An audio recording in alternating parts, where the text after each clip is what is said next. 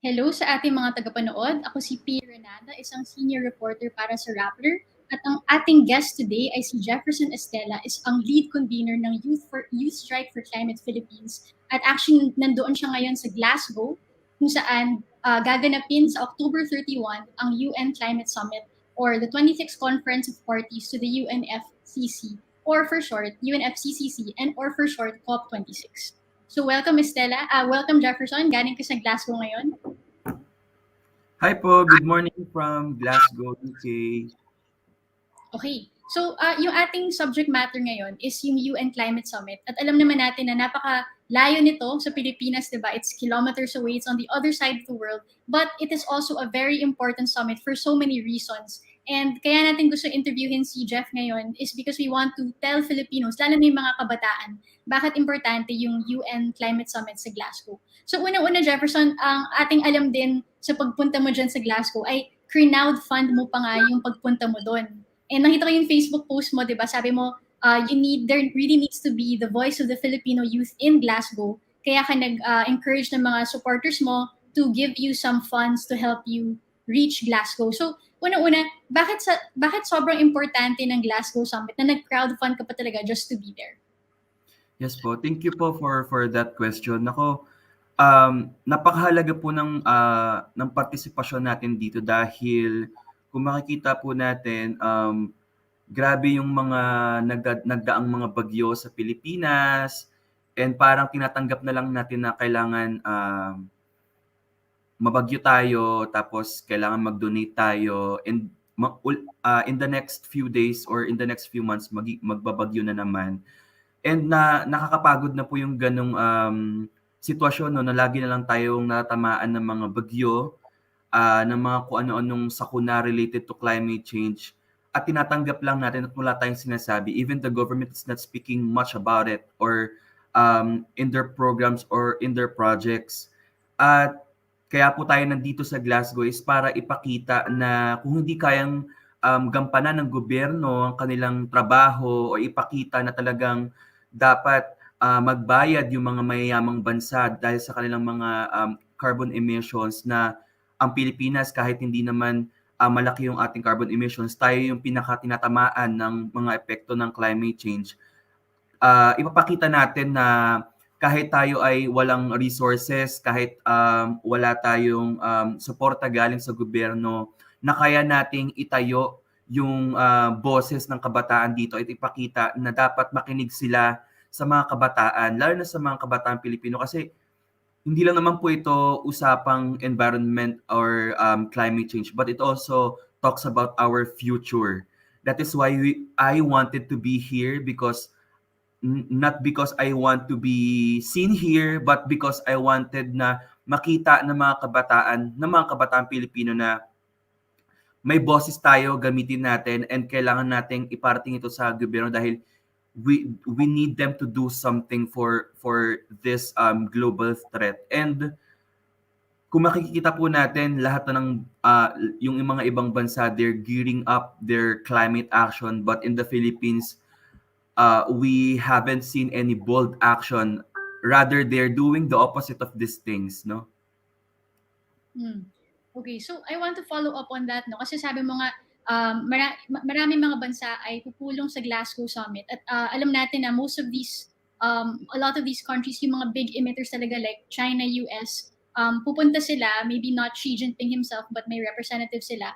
Pilipinas, sobrang liit lang na ating contribution in terms of emissions. Bakit importante na yung Pilipinas ay represented sa Glasgow Summit? Yes po.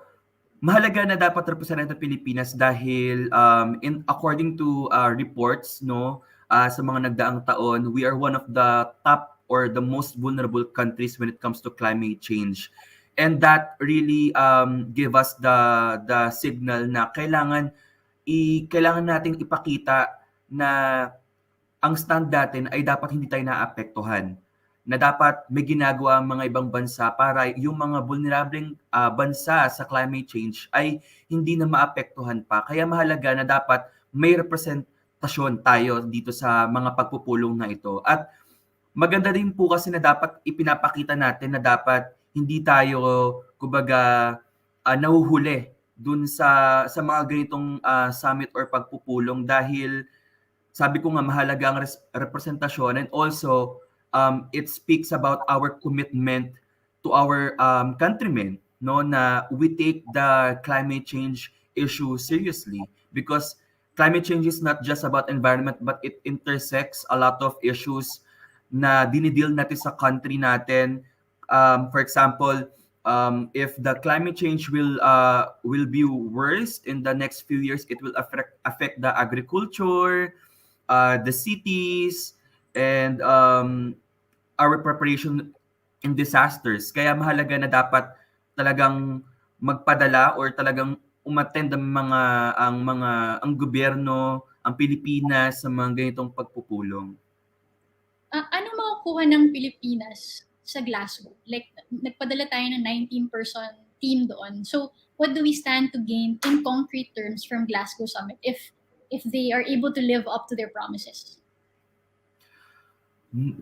That po, no, well, as I am aware as of the moment, hindi ko po alam actually kung ano ang goal ng ating delegation to the COP26. I really don't know kung ano yung gagawin nila in this conference, because when I was asking sino po yung ating delegation, they're not giving any names yet. I don't know if because wala pa silang may papadala na mga pangalan or mga tao. But one thing is for sure, kung meron man silang gagawin or kung ano man po yung kanilang dadalhin na mga argument into the negotiations, that would be dapat ay talagang maging ipakita na ang Pilipinas ay isang climate leader.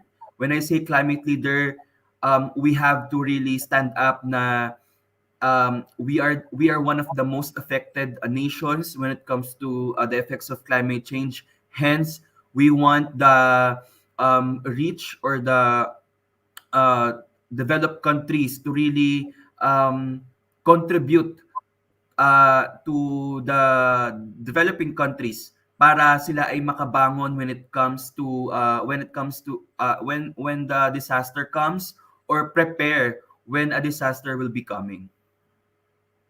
As a youth climate activist, gusto ko rin makuha yung opinion mo or yung assessment mo dun sa ating Philippine delegation kasi na-finalize naman eventually yung listahan at may story nga ang Rappler about si Finance Secretary Carlos Dominguez leading the delegation. May mga, it's dominated by the DOF actually, tapos may mga DFA rin doon, people from the Energy Department, isang tao from the Environment Department. So so far anong tingin mo sa delegation natin and their statements about their participation?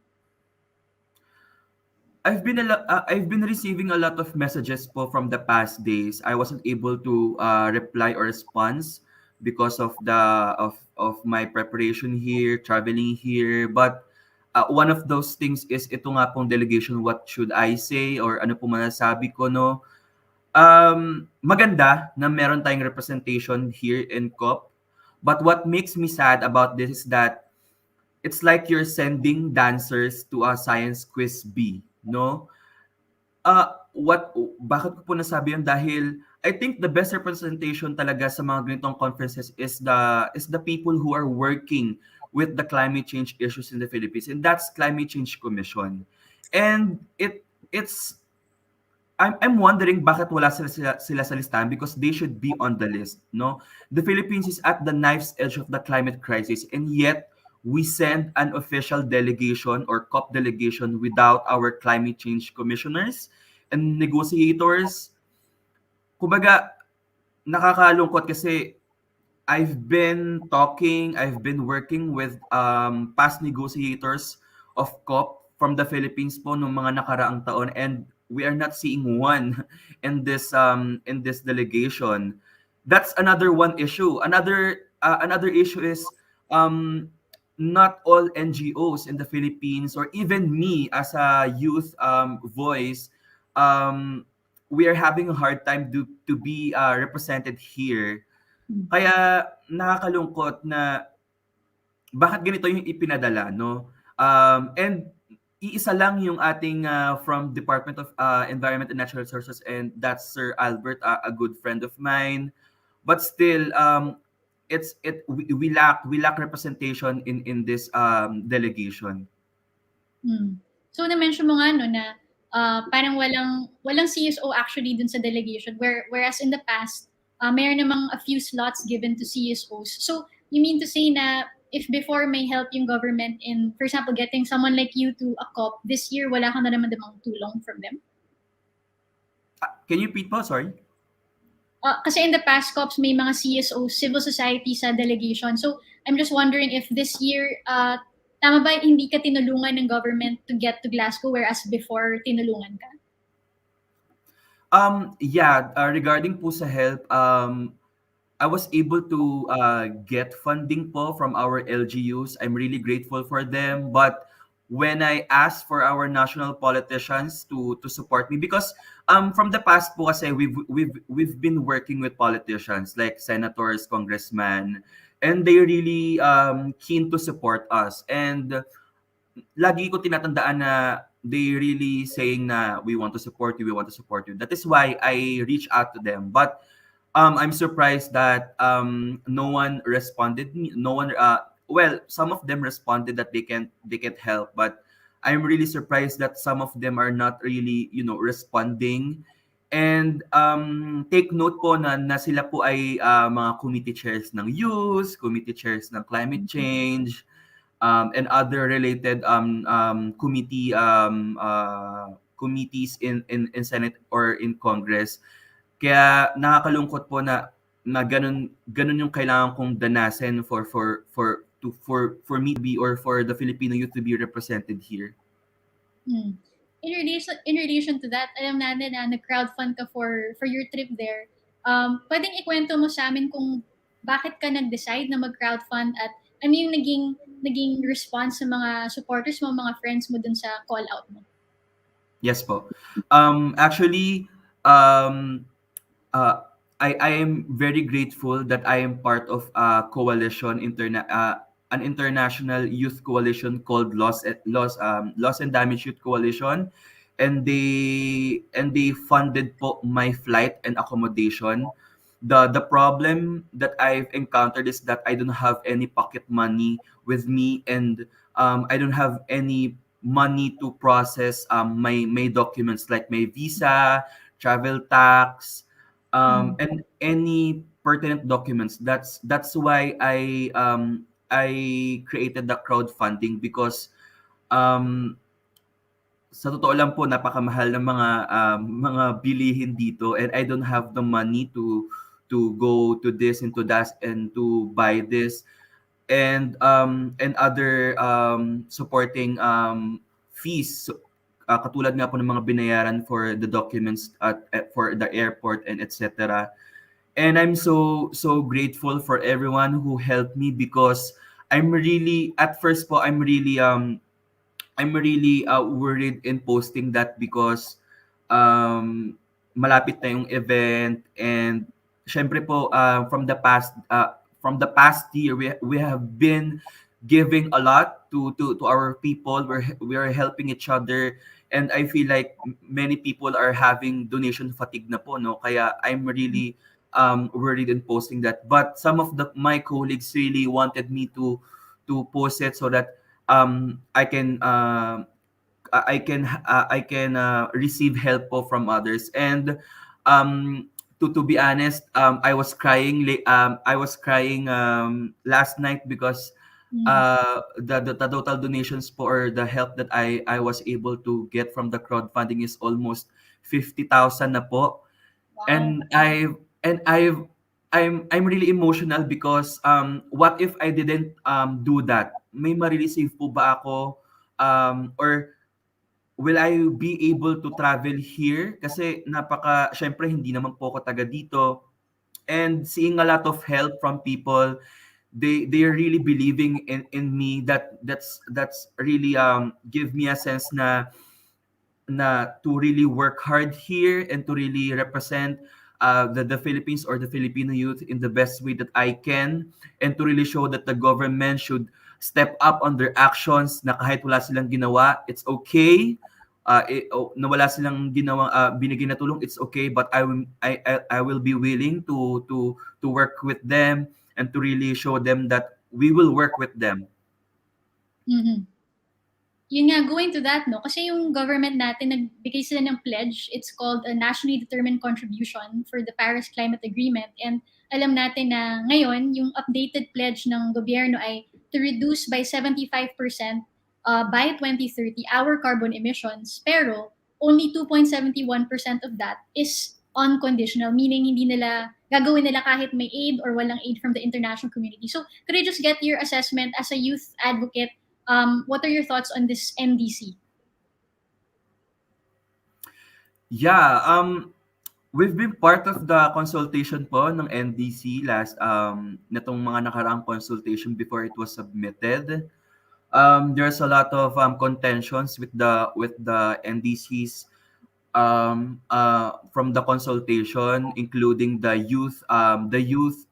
wordings, no, the commitments, and kumbaga, from our perspective as youth, no, when we submit this commitment, it says a lot of us, or as a nation, kung ano yung pwede natin gawin in terms of our emissions, stopping emitting this volume or amount.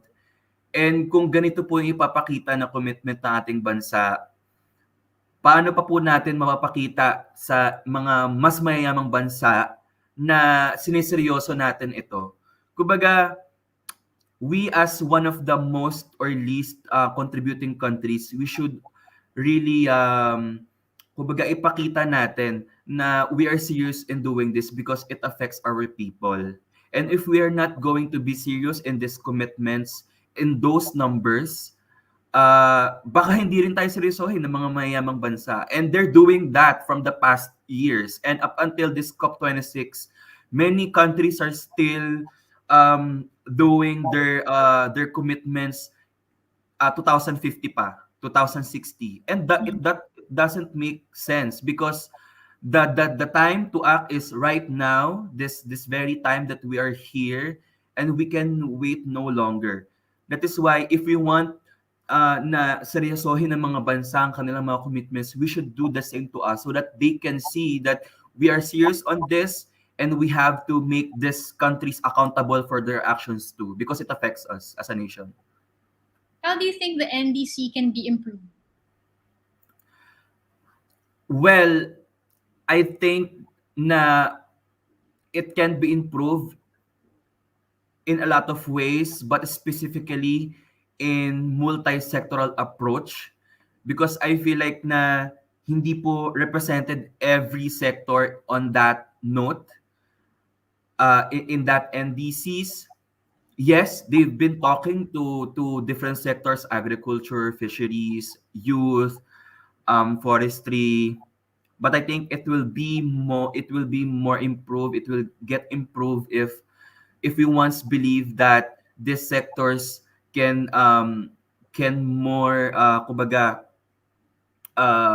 gear up their commitments if they are included, or kumbaga yung mga actions po when it comes to those sectors will be level up. Because as of the moment, for example, in education, where we are not seeing a lot of kumbaga the curriculum or the integration of climate change in agriculture. We are not seeing yes, we're stopping the emissions, but we're not seeing how the agriculture sector will adapt to the effects of climate change. And at the same time, how the transport sector will live up to its commitment. Seeing when we are seeing a lot of projects that are not as kumbaga aligned with the NDCs that we have submitted to the UNFCCC. If you could address the Philippine delegation to COP26, ano yung mga requests mo, appeals mo, demands mo from them as they participate in the COP? Well, I do have a lot of things to say, but siguro number one is to really step up the actions here in the Philippines and internationally. We have to stand up for our rights because as of the moment, the Pacific nations are doing their best to really represent the Pacific nations because kung inyo pong malalaman, ang Pacific nations po are really having a hard time with the climate crisis, no, dahil they are low-lying islands and they have this situation na very dangerous na in the next coming years they will be buried by water or submerged in water. And coming from an island nation which is the Philippines, it can happen anytime soon also in the Philippines. That is why we need to really show up, speak up, and really um, uh, sabihin natin yung ating mga gustong sabihin.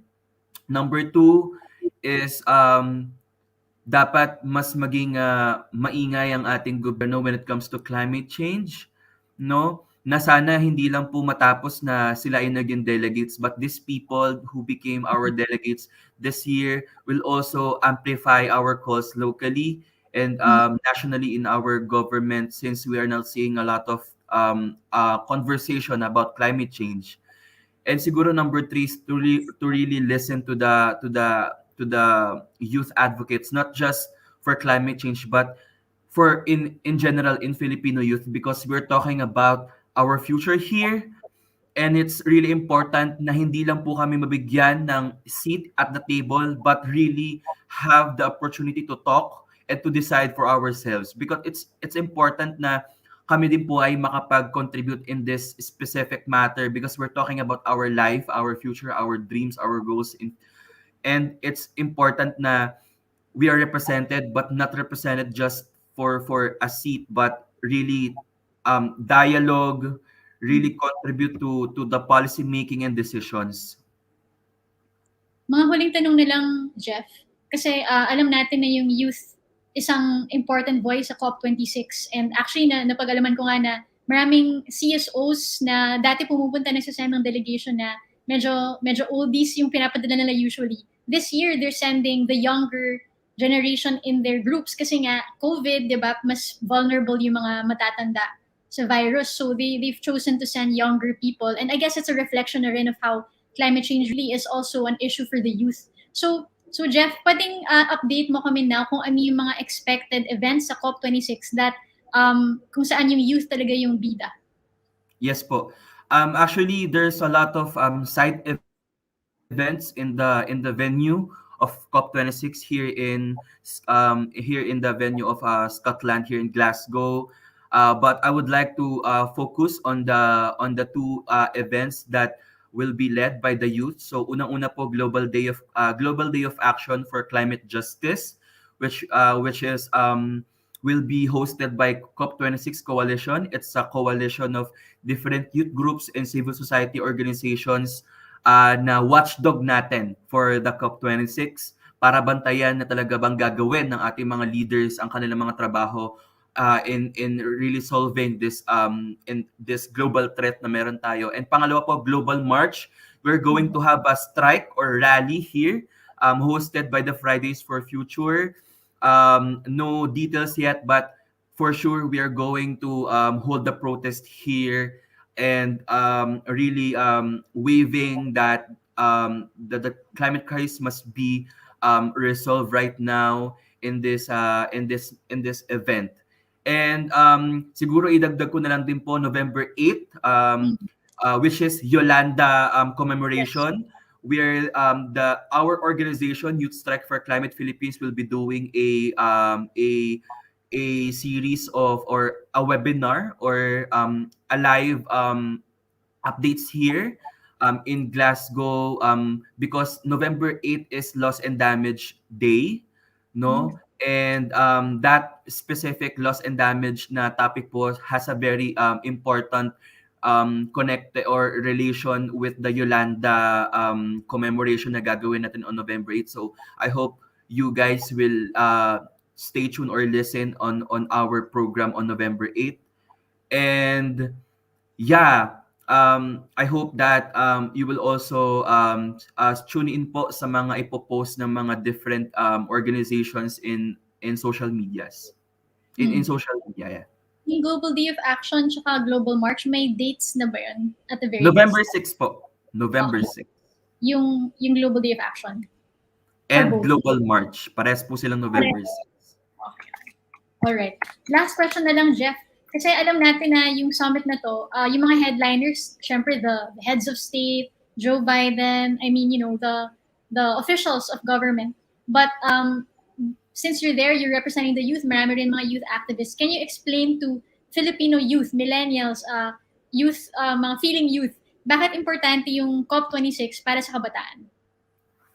Mahalaga po ang COP26 or in general ang COP or Conference of Parties dahil ito po ay pagpupulong ng mga leader ng mga bansa, and sila po ay nagpupulong para pag-usapan on how countries can harmonize their actions in combating climate change. Napakahalaga nito para sa ating mga kabataan dahil dito sa mga meetings na ito ay kumbaga nakabatay dito kung ano ang magiging future natin or kinabukasan natin.